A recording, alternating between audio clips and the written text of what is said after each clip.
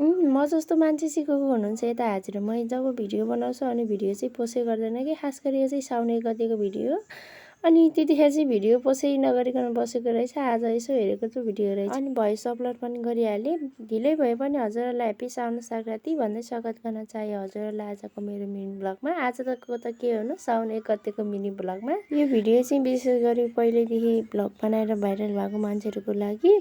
हजुरहरूलाई पनि हजुरहरूको साथी फ्रेन्डहरूले यति नै मेसेज गर्नुहुन्छ कि मलाई पनि मेसेज त आमामा यति गर्नुभएको छ कि यति गर्नुभएको छ कि यी मेसेजको कारणले मेरो बुढो र मेरो सम्बन्ध बिग्रिसक्यो होइन। मैले उहाँलाई भन्नुहुन्छ म बोल्दिनँ, उनीहरूले मेसेज गरे पनि रिप्लाई गर्दैन। तर उनीहरू चाहिँ कल मेसेज गरेको गर्छ। तर यो कल गर्दा मेसेज गर्दा केही फरक परेन, मैले रिप्लाई चाहिँ दिँदैन। अनि 2-3 जनाले चाहिँ मलाई यस्तो नराम्रो भिडियो पनि पठाइदिए। उनीहरूले चाहिँ मैले ब्लक हाने, प्लिज यस्तो भिडियो चाहिँ नपठाइदिनु होला। यदि हजुरहरूको घरमा दिदीबहिनी छ भने त्यो सोच्नु कि हजुरको दिदीबहिनीलाई पनि कसैले त्यस्तो भिडियो हाल्दाखेरि हजुरहरूलाई कस्तो हुन्छ त्यस्तै सोच्नु होला। हामी पनि कसैको छोरी बुहारी हो त्यस्तै राम्रोसँग सोच्नु होला। मैले भनिसकेँ, मैले 3-4 जनालाई चाहिँ ब्लग हानिसकेँ। फेरि यस्तो भिडियो आयो भने चाहिँ म सिधै हजुरहरूको आइडी अगाडि ल्याएर अनि म चाहिँ भिडियो बनाउने बाध्यता हुन्छ।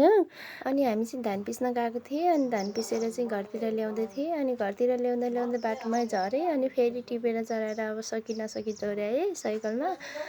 साइकलमा दोहोऱ्याएपछि अब म चाहिँ घरमा गएर चाहिँ खाना पकाउँछु किनकि म एक्लै छु नि त घरमा चाहिँ। देउरानी माइत गएको अनि हुन त सासू छ देउ छ। अब बुहारी हुँदा त अब सासूले काम गर्ने त कुरा हुँदैन। त्यही भएर म चाहिँ लागि तरकारी सरकारी पकाउन। आज चाहिँ तरकारी चाहिँ मासु छ।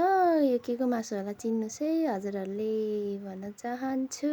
अनि मेरो भ्लग कस्तो लाग्छ जस्तो लाग्छ त्यस्तै कमेन्ट गरिदिनु होला। अनि हजुरहरूको साउन संक्रान्ति कस्तो भयो त्यो पनि भनिदिनु होला। मेरो त यस्तै भयो बेहाल छ होइन।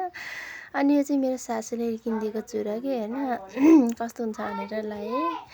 अनि लाएर अनि हेरेको त ठुलो भएछ त्यही पनि ठिकै छ होइन। यति सासूले यति माया गरेर चिज नलाइकन त बस्नु भएन। त्यही पनि साउनको महिनामा हरिया चुरा हातमा मेहन्दी लगाउने महिनामा नलाइकन त बस्ने कुरै भएन होइन। त्यही भएर म चाहिँ फटाफट चुरा लगाउनुतिर लागेँ। फाइनल चुरा लगाएर पनि भ्याएँ। अनि मेहन्दी लगाएको हेर न मेहन्दी लगाउने जग्गा पनि चलेको छैन। बाबु फेरि यस्तो छ कि त मसँग आउने त्यसै मम्मीलाई त चुप्पा खानेर लुस्ने काम बाइकहरू उसले किनै जान्छ अरे। तर मैले मेहन्दी चाहिँ लगाएन किनकि बाबुले दिएन लगाउनलाई। त्यही पनि यति भयो भनेर अहिलेलाई यति नै।